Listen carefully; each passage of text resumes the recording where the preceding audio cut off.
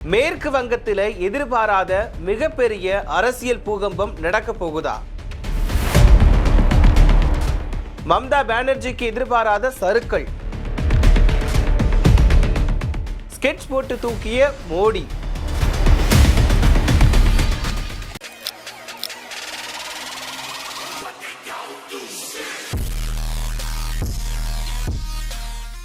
மேற்கு வங்கத்தில் 2ஆம் கட்ட தேர்தல் நிறைவடைஞ்சிட்ட நிலையில் அங்கே தேர்தலுக்கு பிந்தைய கருத்து கணிப்பு முடிவுகள் வெளியாக ஆரம்பிச்சிருக்கு.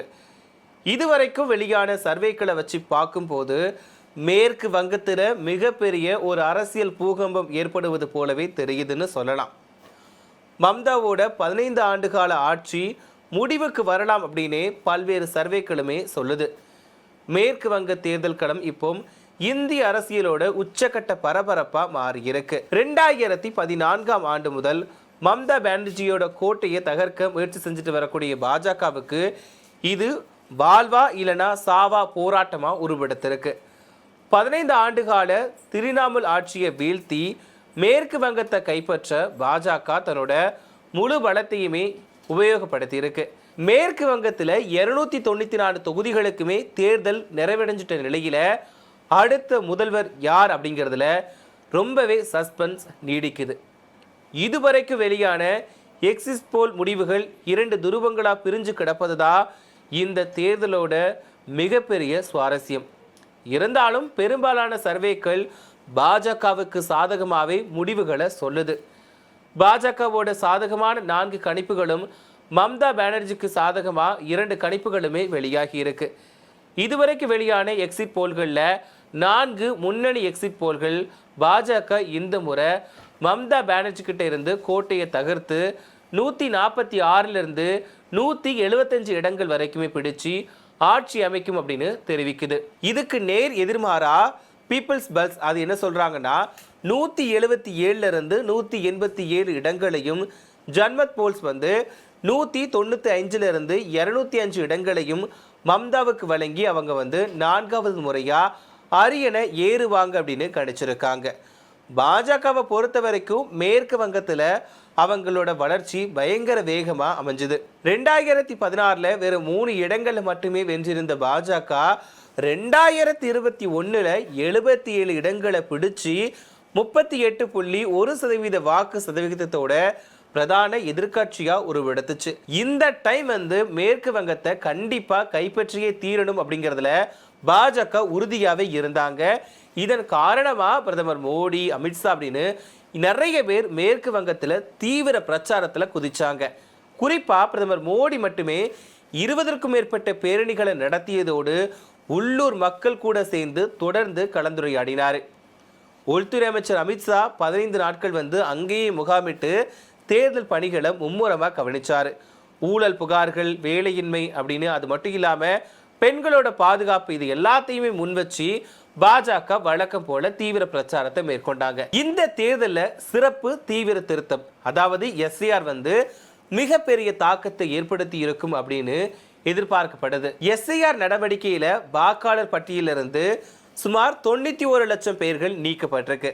இந்த அதிரடி நீக்கம் திரிணாமுல் காங்கிரஸோட வாக்கு வங்கியை பெரிய அளவில் சிதைக்கும் அப்படின்னும் அது தங்களுக்கு சாதகமாக முடியும் அப்படின்னும் பாஜக உறுதியாக நம்புறாங்க. 15 ஆண்டுகள் ஒரு கட்சி ஆட்சியில் இருக்கும் போது அவங்களுக்கு எதிராக ஒரு மனநிலை மக்களிடையே இருப்பது மிகப்பெரிய இயல்பான ஒரு விஷயம்தான். இது ஒரு பக்கம் இருந்தாலும் 91 லட்சம் வாக்காளர்கள் நீக்கம் அப்படிங்கிறது இன்னொரு பக்கம் பல சவால்களை சந்திக்கக்கூடிய மம்தா பானர்ஜிக்கு இந்த தேர்தலில் திணறிவிட்டார் அப்படிங்கிறது உண்மைன்னு சொல்லலாம்.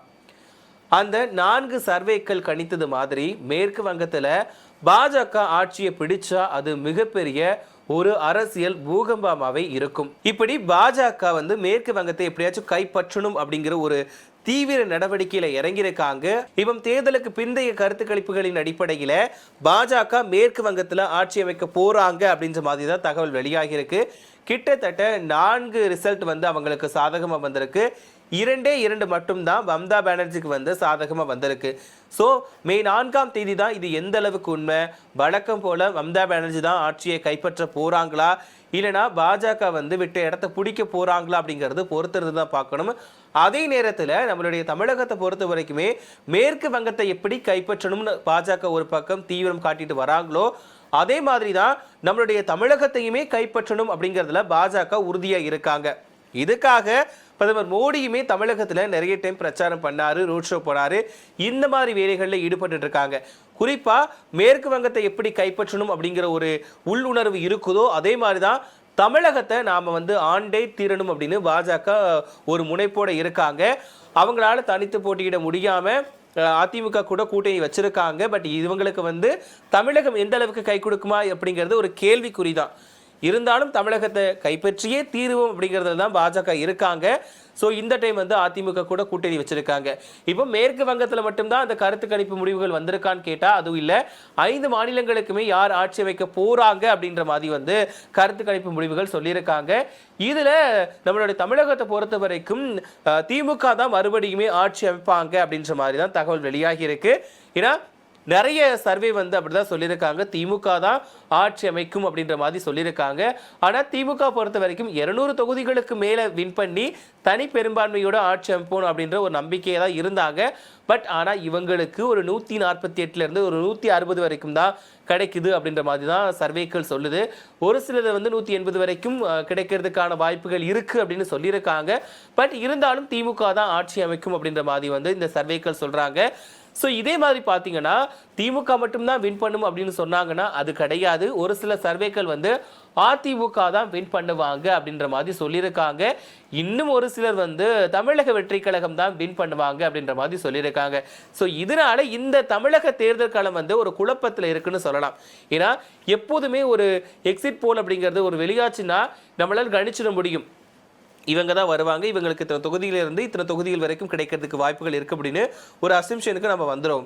ஆனால் இந்த தேர்தல் களத்தை பொறுத்த வரைக்கும் எக்ஸிட் போல் ரிசல்ட் எல்லாத்துக்குமே ஒரு சாதகமாக அமைஞ்சிருக்கு. ஒரு பக்கம் திமுகவுக்கு நிறைய பேர் சாதகமாக சொல்லியிருந்தா கூட அதிமுக வரதுக்கான வாய்ப்புகள் இருக்குன்னு ஒரு சில எக்ஸிட் போல் சொல்கிறாங்க. அதே மாதிரி தமிழக வெற்றி கழகம் வரதுக்கான வாய்ப்புகள் இருக்குன்னு இவங்க சொல்கிறாங்க. ஸோ இதனால் அரசியல் களம் மட்டுமே இல்லாமல் அரசியல் தலைவர்களுமே குழப்பத்தில் இருக்காங்க.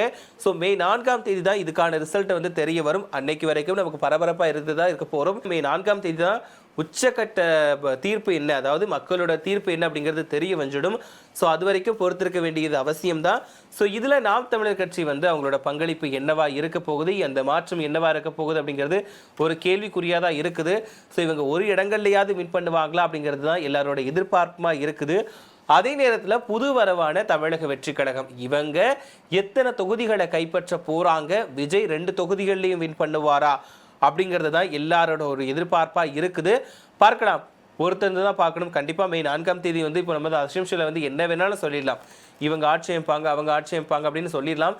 குறிப்பாக கேரளாவில் காங்கிரஸ் ஆட்சி அமைப்பு போகுது அப்படின்ற மாதிரிலாம் அந்த கருத்து கணிப்புகள் வெளியாகி இருக்கு. ஸோ சொன்ன மாதிரி பார்க்கலாம், மே 4ஆம் தேதி ரிசல்ட் வந்துடும். கிட்டத்தட்ட ஒரு ஈவினிங் ஒரு 3-4க்குள்ளே யார் யார் அதிக தொகுதிகளில் வின் பண்ண போகிறாங்க அப்படிங்கிறது தெரிஞ்சிடும். அந்த டைமில் யூகிக்க ஆரம்பிச்சிடலாம், இவங்க தான்ப்பா வந்துருவாங்க அப்படிங்கிறத நம்ம யூகிக்க ஆரம்பிச்சிடலாம். ஸோ அது வரைக்கும் பொறுத்திருந்து பார்க்க வேண்டியது அவசியம் தான். ஸோ இன்னும் ஒரு 2-3 நாட்கள் மட்டும்தான் இருக்குது. ஸோ அதனால் இந்த அரசியல்கள் எக்ஸிட் போல் வெளியானதுக்கு அப்புறமா ரொம்பவே இன்னும் பரபரப்பாயிடுச்சு. ஏன்னா எல்லாருமே எதிர்பார்த்து காத்திருந்த விஷயம் எக்ஸிட் போல் ரிசல்ட் என்னவா இருக்க போகுது, யாருக்கு அதிகம் கிடைக்க போகுது அப்படிங்கிறத தெரிஞ்சுக்க தான் ஆவலாக இருந்தாங்க. பட் இதுவுமே ஒரு ஏமாற்றம் கொடுக்கக்கூடிய வகையில் தான் ரிசல்ட் இருக்குன்னு சொல்லணும். ஏன்னா குறிப்பிட்டு எல்லாருமே ஒருத்தரை சொல்லாமல் ஒவ்வொருத்தரும் ஒவ்வொரு ரிசல்ட்டை சொல்கிறாங்க. இதனால மக்களே குழப்பம் அடைஞ்சிட்டாங்க. எப்பா நாங்களே யார் வருவாங்கன்னு தெரிஞ்சுக்கிறதுக்கு ரொம்பவே ஆவலாக இருக்கும், ஆனால் நீங்கள் எங்களையே குழப்பி விடுறீங்களேப்பா அப்படின்ற மாதிரி அவங்களே சொல்கிறாங்க. பார்க்கலாம், இது இப்போ தமிழக வெற்றி கழகத்தினால மட்டும்தான் இந்த ஒரு மேஜிக் நடக்குது. இல்லைனா திமுகவா அதிமுகவா அப்படிங்கிறது தெரிஞ்சிருக்கும். பட் இப்போ தமிழக வெற்றி கழகம் புதுசாக உள்ள நுழைஞ்சதுனால தான், அவரோட வாக்குகள் அவர் நிறைய பிரித்து எடுத்ததுனால தான் இந்த மாதிரி ஒரு கன்ஃபியூஷன் இருக்குதே தவிர மற்றபடி வேற எதுவுமே கிடையாது. பார்க்கலாம், சொன்ன மாதிரி இந்த விஜய் உள்ள ஆட்சி அமைக்கிறாரா அப்படிங்கிறது பார்க்கலாம். எதிர்கட்சியாக வரப்போகிறாரா இல்லைனா ஒரு சில தொகுதிகளை மட்டும் வின் பண்ண போகிறாரா அப்படிங்கிறது தெரிய வந்துடும். பார்க்கலாம்.